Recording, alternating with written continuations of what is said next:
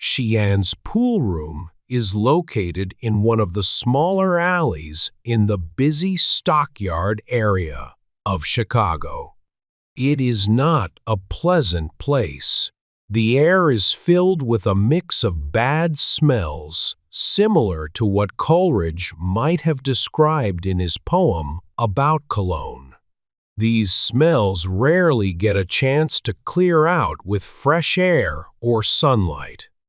Instead, they mix with the sharp smoke of countless cheap cigars and cigarettes, which hang from the lips of the rough men who spend all day and night there. Despite its unpleasant atmosphere, Xi'an's pool room remains popular. And there's a clear reason for that. The main attraction is the strong scent that stands out above all the other smells.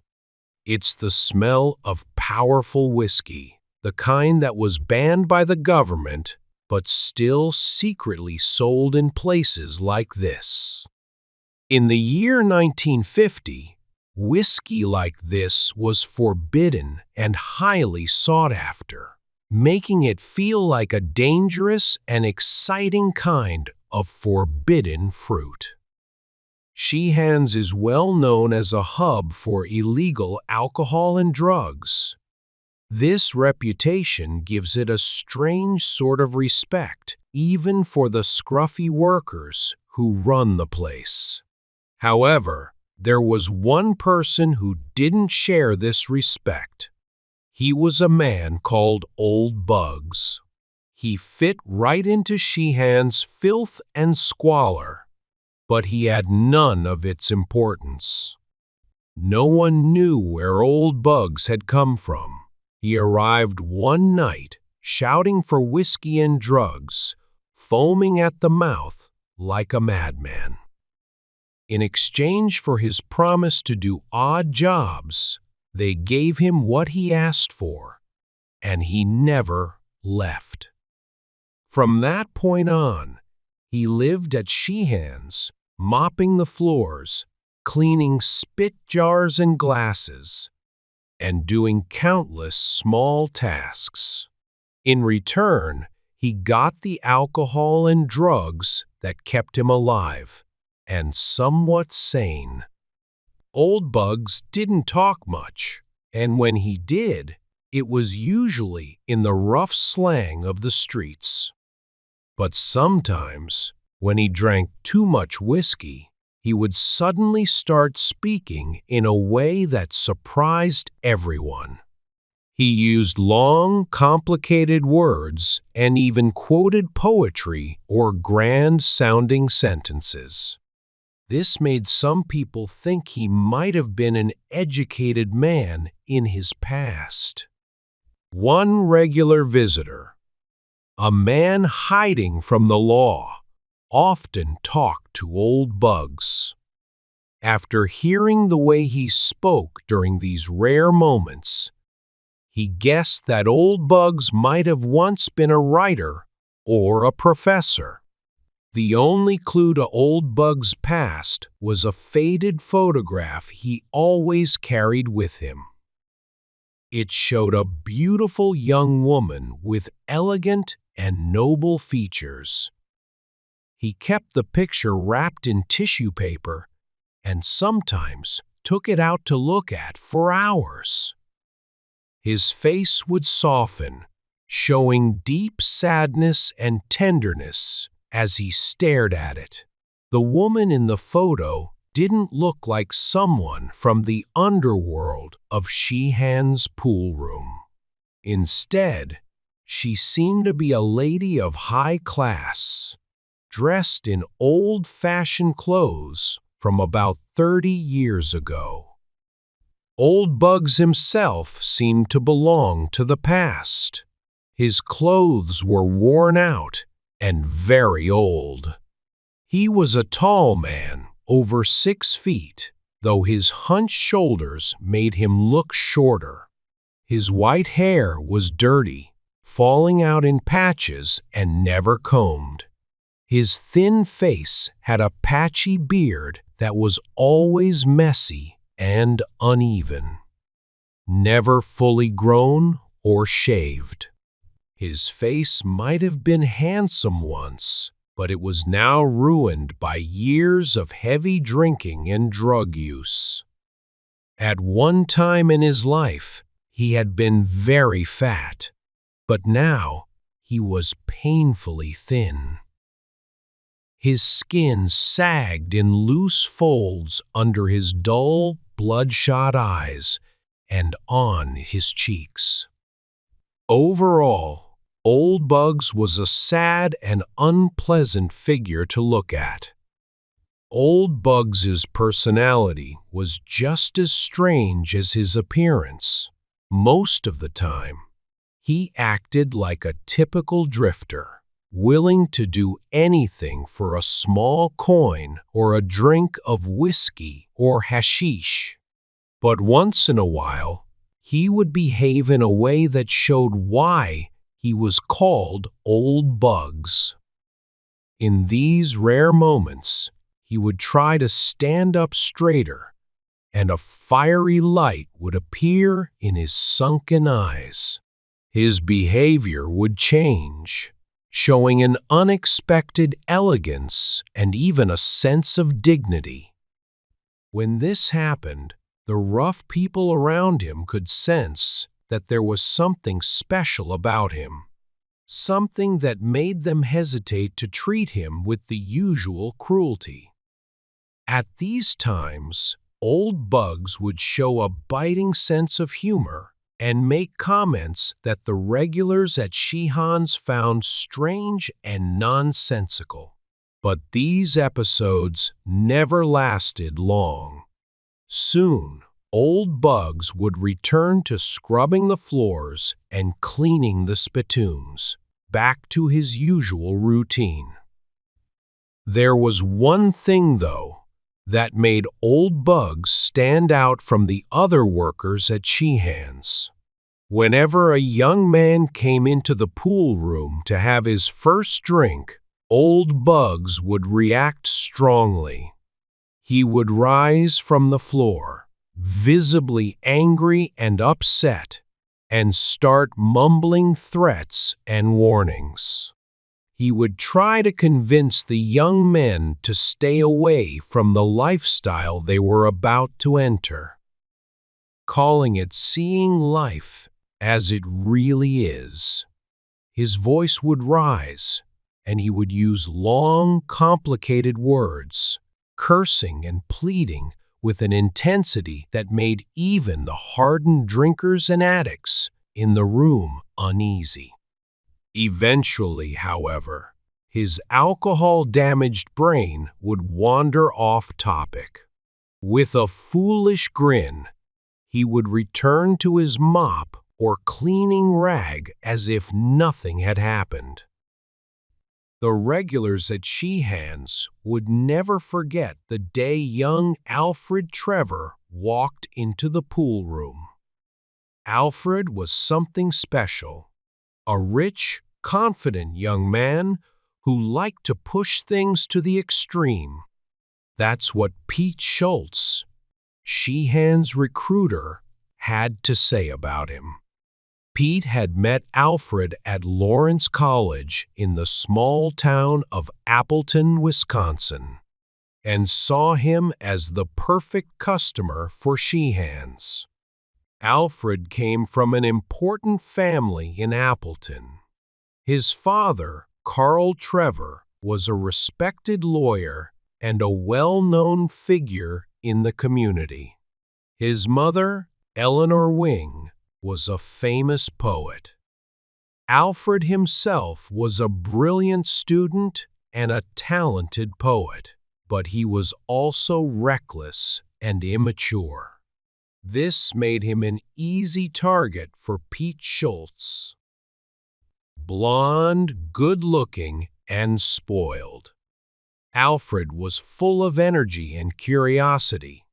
He wanted to experience all the wild, dangerous pleasures he had read about in books.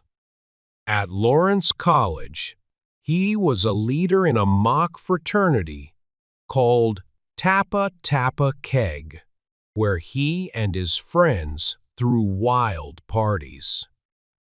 But Alfred wasn't satisfied with harmless college fun.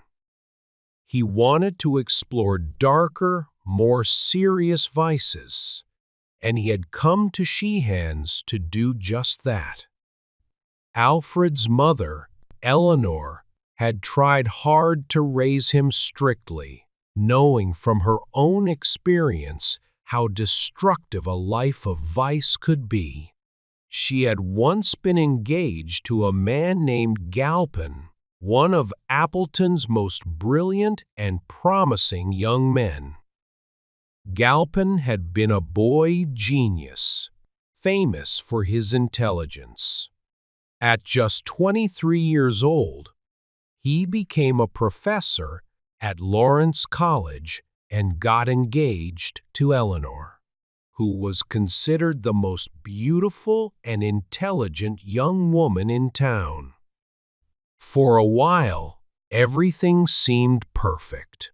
But then, Galpin's hidden drinking habits came to light.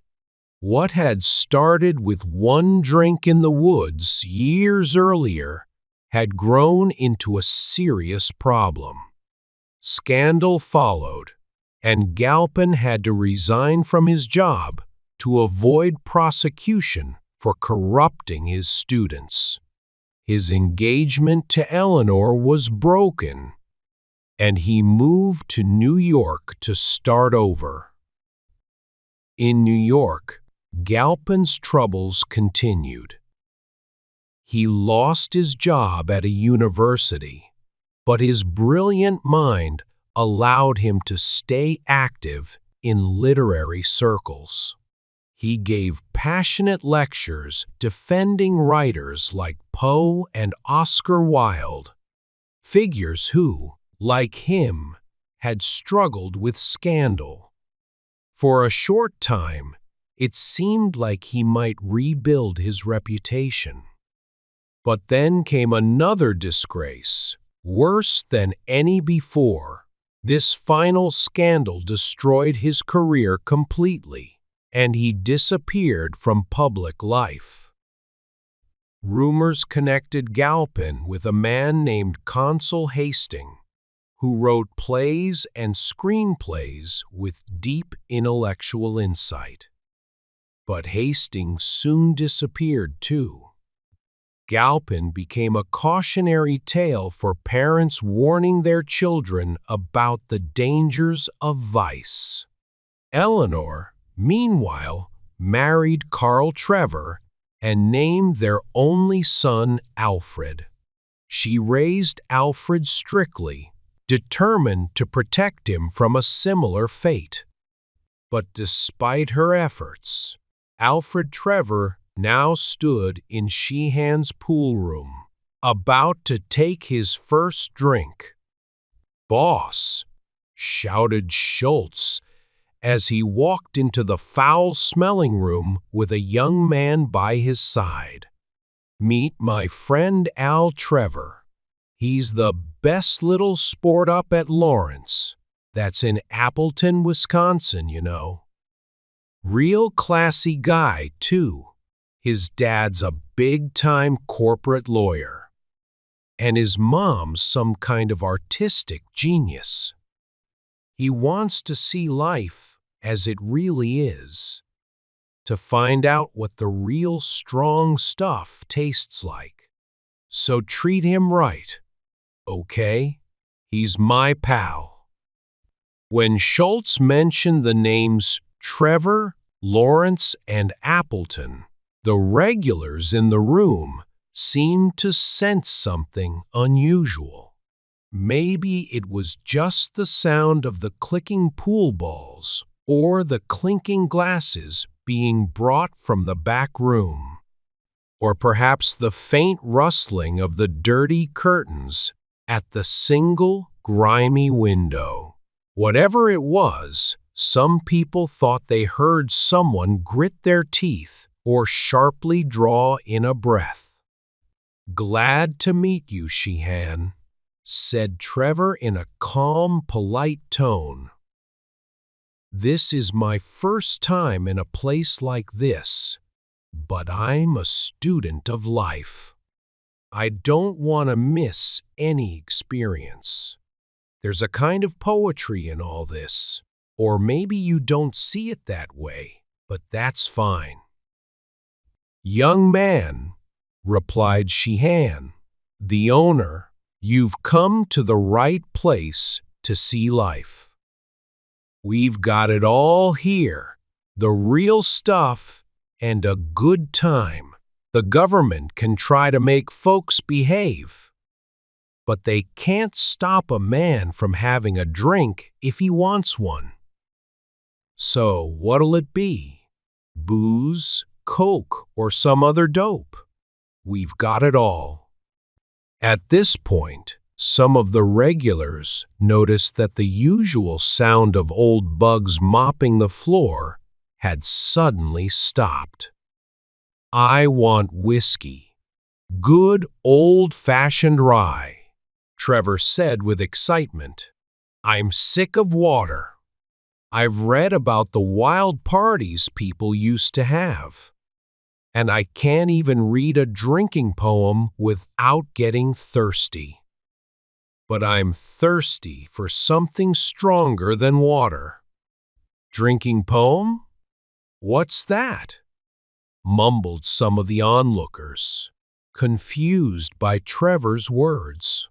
A disgraced banker sitting nearby explained that the young man was referring to Anacreon, an ancient poet who wrote about drinking and partying when life was as wild as Sheehan's is now. "Say, Trevor," the banker continued, "didn't Schultz say your mom's a writer too?" "Yeah," Trevor replied angrily, "but nothing like Anacreon. She's one of those dull moralizers who tries to suck the fun out of life. You might have heard of her. She writes under the name Eleanor Wing." At that moment, old Bugs dropped his mop. "Here's your drink," Sheehan announced cheerfully as a tray of bottles and glasses was wheeled in. "Good old rye whiskey, as strong as anything you'll find in Chicago." Trevor's eyes lit up, and his nostrils flared as the sharp smell of the brown liquid filled the air. It disgusted him and went against everything he'd been raised to value. But his determination to experience life's darker side was stronger than his revulsion. He kept a brave face. Just as he raised the glass to his lips, something unexpected happened. Old Bugs, who had been crouched on the floor, suddenly jumped up. He knocked the glass out of Trevor's hands and smashed the tray of bottles and glasses with his mop. The room erupted into chaos as broken glass and spilled whiskey covered the floor. Some of the regulars dropped to the ground, licking up the spilled liquor, while others froze, staring at old Bugs in shock. Straightening himself to his full height, old Bugs turned to Trevor and said in a calm, educated voice, "Don't do this. I was like you once, and I made this choice. Now, look at me." Trevor, angry and embarrassed, shouted back, "What do you mean, you old fool? Who are you to interfere with a gentleman's pleasures?" Sheehan, recovering from his shock, grabbed old Bugs by the shoulder. "This is the last straw," he yelled. "When a customer wants a drink in my place, he's gonna get it, without you sticking your nose in. Now get out of here before I throw you out myself." But old Bugs wasn't backing down. He gripped his mop like a weapon and swung it wildly, clearing a space around him. As the room descended into chaos, he yelled strange and disconnected phrases, including, "The sons of Belial, drunk with insolence and wine." The crowd screamed in fear as old Bugs continued his rampage. Trevor, now terrified, backed against the wall, his desire for adventure completely gone.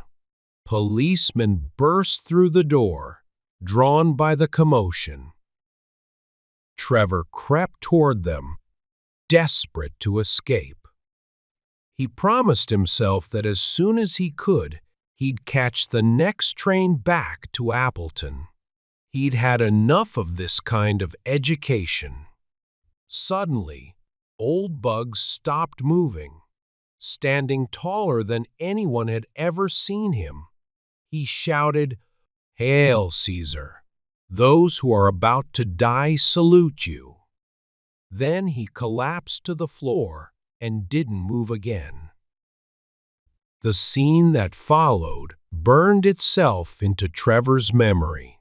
The police questioned everyone about the strange incident and the old man's identity.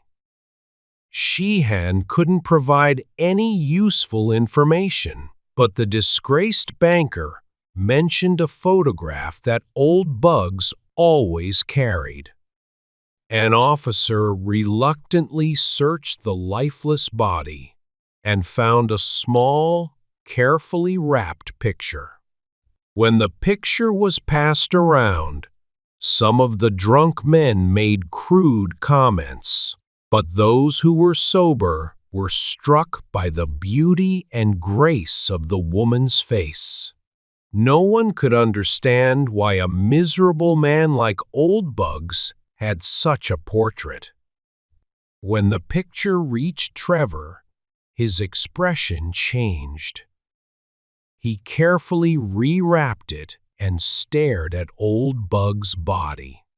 The old man's features, now still, seemed noble and refined. When asked, Trevor denied knowing who the woman in the picture was. But deep down, he knew the truth. The portrait was a perfect replica of the one that hung above the fireplace in his family home.